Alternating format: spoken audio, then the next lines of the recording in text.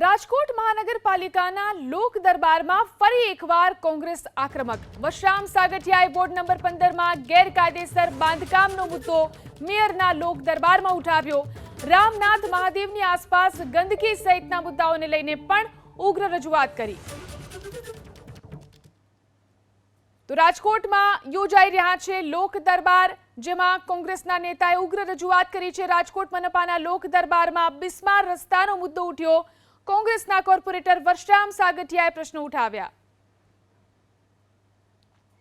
મારા વોર્ડમાં છેલ્લા 7 વર્ષથી જે રસ્તાઓ રોડના કામ નથી થયા તેની પણ રજૂઆત કરવામાં આવી છે।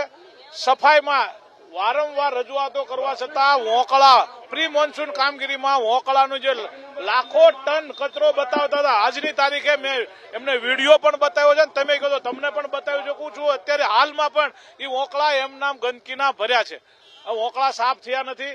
આ પણ રજૂઆત કરી છે।